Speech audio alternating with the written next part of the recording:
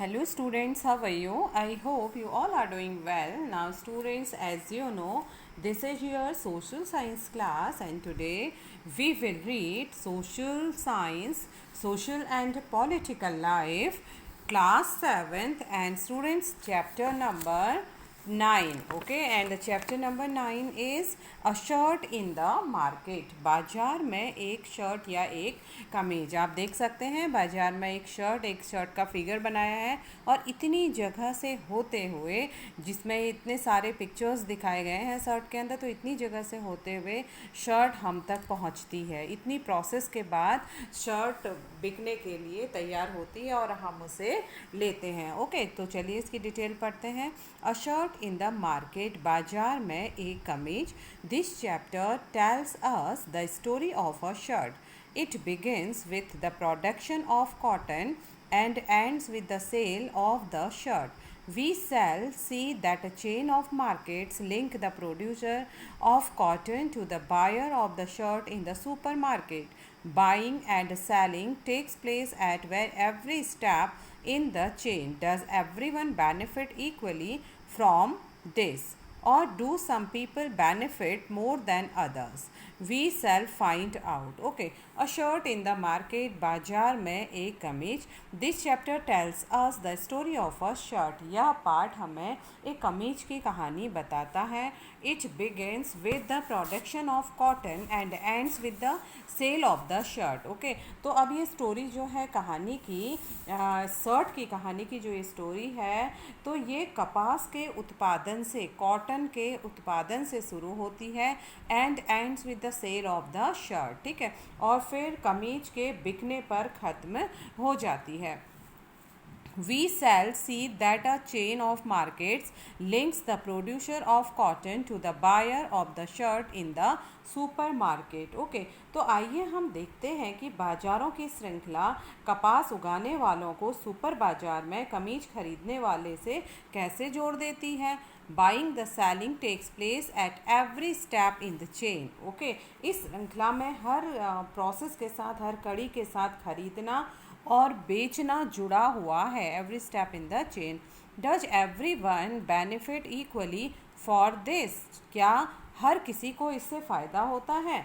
Okay, और do some people benefit more than others? We shall find out. और क्या कुछ दूसरों की अपेक्षा अधिक लाभ होता है? तो हम यह पता लगाने की कोशिश करेंगे. ओके स्टूडेंट्स, तो हम यहाँ पर पढ़ेंगे अ शर्ट इन द मार्केट. यह पाठ हमें एक कमीज की कहानी के बारे में बताता है. यह कहानी कपास के उत्पादन से प्रारंभ होती है और कमीज के बिकने पर ख़त्म हो जाती है. आइए हम देखते हैं कि बाज़ारों की श्रृंखला कपास उगाने वालों को सुपर बाज़ार में कमीज खरीदने वालों से कैसे जोड़ देती है, और इस श्रृंखला में हर कड़ी के साथ खरीदना और बेचना जुड़ा हुआ है. ओके, तो स्टूडेंट्स हम इसमें देखेंगे क्या इससे सबको बराबर लाभ होता है या कुछ को दूसरों की अपेक्षा अधिक या कम लाभ होता है. तो हम यह पता लगाने की कोशिश करते हैं through this chapter. Okay, so let's start. A cotton farmer in Kurnool. ठीक है, अब हम देखेंगे यहाँ पे कॉटन फार्मर, कपास उगाने वाले किसान कुरनूल में. ठीक है, तो कुरनूल में कपास उगाने वाले एक किसान के बारे में हम देखते हैं. ठीक है, so let's start. Swapna, a small farmer in Kurnool, Andhra Pradesh, grows cotton on her small piece of land. The balls of the cotton plant and ripe and some have already burst. So Swapna is busy picking cotton. The boils and picking cotton.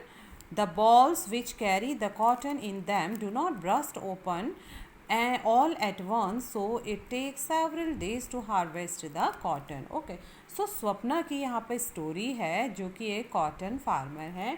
Swapna जो कुरनूल की एक छोटी किसान है, आंध्र प्रदेश की एक छोटी किसान है, grow cotton on her small piece of land, ठीक है, जो कि अपने छोटे से खेत में कपास उगाती है। The bolls of the cotton plant are ripe, ripe means पकना, ठीक है, and some have already burst, so Swapna is busy picking cotton. Okay, तो कपास के पौधों पर आए जो बॉल्स यानी डोडे भी बोलते हैं उनको, ठीक है, डोडे, जैसे कि हम यहाँ पर पिक्चर में देख सकते हैं स्टूडेंट्स, ऐसे कपास के ये बॉल्स होते हैं, कपास के डोडे होते हैं, ठीक है।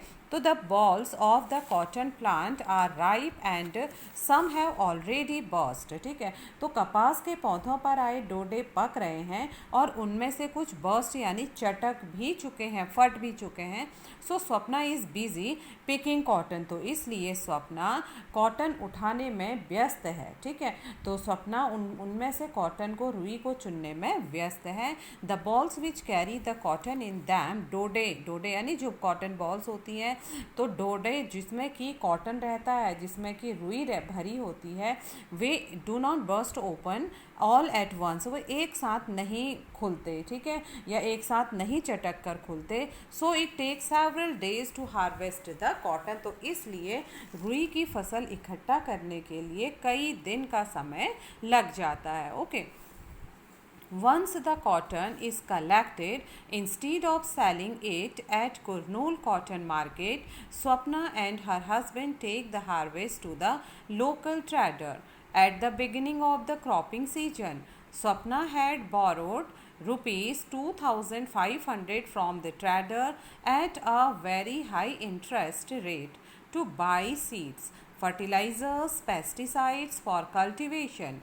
All that time, the local trader made Swapna agree to another condition. He made her promise to sell all her cotton to him. Okay, so once the cotton is collected, instead of selling it at Kurnool Cotton Market. Okay, तो जब रुई एकत्र हो जाने के बाद स्वप्ना उसे अपने पति के साथ कुरनूल के कपास बाजार में ले जाकर, ठीक है, Swapna and her husband take the harvest to the local trader. Okay, तो कुरनूल के कपास बाजार में ले जाकर एक स्थानीय व्यापारी के पास उन्हें ले जाती है, ठीक है। जब स्वप्ना सारी रुई इकट्ठा कर लेती है तो वो अपने पति के साथ कुरनूल के स्थानीय व्यापारी के पास जाती है जहाँ पर कपास का बाजार है। At the beginning of the cropping season, Swapna had borrowed rupees 2500 from the trader at a very high interest rate to buy seeds, fertilizers, pesticides for cultivation. Okay, तो फसल की बोनी शुरू होने के समय स्वप्ना ने व्यापारी से खेती करने के लिए सीड्स और फर्टिलाइजर्स, खाद और पेस्टिसाइड्स और कीटनाशक आदि खरीदने के लिए बहुत ऊंचे ब्याज पर 2500 रुपीज़ यानी 2500 रुपये उधार लिए थे, कर्ज लिए थे, to buy seeds, fertilizer, pesticides for cultivation. At that time, the local trader made Swapna agree to another condition. और उस समय स्थानीय व्यापारी ने, ठीक है, जो उस समय जो लोकल ट्रेडर था, स्थानीय व्यापारी ने स्वप्ना से वादा कर लिया, ठीक है, स्वप्ना को एग्री कर लिया था कि वह अपनी सारी रुई उसे ही बेचेगी। Okay, he made her promise to sell all her cotton to him. Okay, so at that time the local trader made Swapna agree to another condition. He made her promise to sell all her cotton to him. उस समय स्थानीय व्यापारी ने स्वप्ना को एक शर्त मानने के लिए एग्री कर लिया था, उसने स्वप्ना से वादा करवा लिया था कि वह अपनी सारी रुई उसको ही बेचेगी। Okay, Cultivation of cotton requires high levels of inputs such as fertilizers and pesticides, and the farmer have to incur heavy expenses on account of these. Most often, the small farmers need to borrow money to meet these expenses. Cultivation of cotton requires high levels of inputs such as fertilizers and pesticides, and the farmers have to incur heavy expenses on account of of these. कपास की खेती में बहुत अधिक निवेश करने की ज़रूरत नहीं पड़ती, जैसे कि उर्वरक पर और कीटनाशक आदि पर, ओके, जैसे कि फर्टिलाइजर और पेस्टिसाइड्स पर। क्लियर? तो क्या होता है, मोस्ट ऑफन, ज़्यादातर, अधिकतर, the small farmer needs to borrow money to meet these expenses. तो प्रायः छोटे किसानों को इन खर्चों की पूर्ति के लिए पैसा उधार लेना पड़ता है। ठीक है, तो कपास की खेती में बहुत अधिक निवेश करने की ज़रूरत पड़ती है। ठीक है स्टूडेंट्स, कपास की खेती में बहुत अधिक पैसा खर्च करने की ज़रूरत पड़ती है, निवेश की ज़रूरत पड़ती है, क्योंकि उसमें बहुत अधिक उर्वरक लगता है, कीटनाशक आदि लगता है, तो इन पर किसानों को काफ़ी खर्च करना पड़ता है। तो छोटे किसान जो होते हैं इन खर्चों को करने के लिए पैसा उधार लेते हैं। Okay. At the trader's yard, two of his men weigh the bags of cotton at a price of rupees 1,500 per quintal. The cotton fetches rupees 6,000. The trader deducts rupees 3,000 for repayment of loan and interest and pays Swapna rupees 3,000. Okay, so at the traders yard, व्यापारी जो होते हैं, yard व्यापारी जो रुई के बोरे तोल रहे थे, ठीक है, two of his man way the bags of cotton. तो व्यापारी के परिसर में, उसकी दुकान में, उसके दो आदमी रुई के बोरे, ट्रेडर्स यार्ड, ठीक है, रुई के बोरे तोल रहे थे, और at a price of rupees 1,500 पर quintal.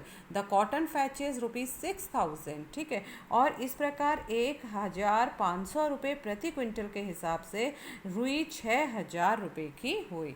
The trader deducts rupees 3,000 for repayment of loan and interest and pays Swapna rupees 3,000। ठीक है, और इस प्रकार व्यापारी ने दिए हुए ऋण तथा ब्याज के 3,000 रुपये काट लिए और स्वप्ना को 3,000 रुपये ही दिए। ठीक है, तो देखिए इतना कॉटन होने के बाद भी स्वप्ना को कितना मिला, ओनली 3,000 मिला। 3,000 जिससे उसने उधार लिए थे उसको उसने दे दिए। Swapna rupees 3,000 only. तो स्वप्ना कहती है क्या केवल 3,000 रुपये? तो ट्रेडर कहते हैं cotton is selling cheap, there is a lot of cotton in the market. तो व्यापारी कहते हैं रुई बहुत सस्ती बिक रही है और बाजार में, there is a lot of cotton in the market, बाजार में बहुत सारी रुई आ चुकी है। Swapna, I have toiled so hard for 4 months to grow this cotton, you can see how fine and clean the cotton is this time, I had hoped to get a much better price. Okay, तो स्वप्ना कहती हैं कि I have toiled so hard for 4 months to grow this cotton, इस रुई को उगाने में मैंने 4 महीने से, ओके, टॉयल्ड मीन्स बहुत जी तोड़ मेहनत करना, इस रुई को उगाने में मैंने बहुत जी तोड़ मेहनत करी 4 महीने तक। ओके, यू कैन सी, आप देख सकते हो, how fine and clean the cotton is this time, आप देख सकते हैं कि इस बार रुई कितनी बढ़िया और साफ है। I had hoped to get a much better price. Okay, तो वे कहते हैं कि इस बार मुझे बेहतर कीमत और अच्छा कीमत मिलने की उम्मीद थी। तो ये स्वप्ना बोलती है ट्रेडर से, व्यापारी से। Okay, now trader, Amma, I am giving you a good price. Other traders are not even paying this much. You can check at the Kurnool market if you do not believe me. तो व्यापारी कहते हैं अम्मा, I am giving you a good price. तो वे कहते हैं कि अम्मा मैं आपको बहुत अच्छे पैसे दे रहा हूँ। ठीक है, Other traders are not even paying this much. Other traders यानी दूसरे व्यापारी तो इतना पैसा भी नहीं दे रहे हैं। ठीक है, तो वे कहते हैं कि व्यापारी अम्मा मैं आपको बहुत अच्छी कीमत दे रहा हूँ, दूसरे व्यापारी तो इतना भी नहीं देंगे। You can check at the Kurnool market. Okay, if you do not believe me, यदि तो मुझ पर विश्वास नहीं करती तो आप कुरनूल की बाजार में पता करो। ओके, तो स्वप्ना कहती है don't be angry, how can I doubt you, I had only hoped that we would earn enough from the cotton crop to last us a few months. Okay, तो स्वप्ना कहती है कि नाराज ना हो, don't be angry, how can I doubt you, मैं भला आप पर कैसे शक कर सकती हूँ, कैसे संदेह कर सकती हूँ. I had only hoped that we would earn enough from the cotton crop to last us a few months. तो वे कहती है कि मैंने तो केवल उम्मीद की थी कि इस बार रुई की फसल में इतनी आमदनी हो जाएगी कि कुछ महीनों का गुजारा चल पाएगा. Okay, through Swapna knows that cotton will sell for at least rupees 1,800 per quintal. She does not argue further. The trader is a powerful man in the village and the farmer have to depend on him for loans, not only for cultivation but also to meet other exigencies such as illnesses, children's school fee. Also, there are times in the year when there is no work and no income for the farmer, so borrowing money is the only means of survival. Okay, तो वे कहती हैं कि दो Swapna knows, Swapna जानती हैं the cotton will sell for at least rupees 1,800 per quintal. Swapna को मालूम है, यद्यपि स्वप्ना जानती है कि कपास कम से कम 1800 रुपये प्रति क्विंटल में बिकता है. सी डज नॉट आर्ग्यू फर्दर, लेकिन वह आगे बहस नहीं करना चाहती. The trader is powerful man in the village. जो व्यापारी है जिसको स्वप्ना ने अपनी रुई बेची, वो एक गांव में बहुत ही शक्तिशाली व्यक्ति है. And the farmer have to depend on him for loans. ठीक है, और किसानों को उसके ऊपर निर्भर रहना पड़ता है, उस व्यापारी के ऊपर लोन के लिए. और नॉट ओनली, न केवल लोन के लिए फॉर कल्टिवेशन, बल्कि खेती के लिए भी उन पर डिपेंड रहना पड़ता है. But also to meet other exigency such as illnesses, children's school fees. ठीक है, तो वरन अन्य आवश्यकताओं के लिए भी उस व्यापारी पर डिपेंड रहना पड़ता है, जैसे बीमारी, बच्चों की स्कूल की फीस और आदि.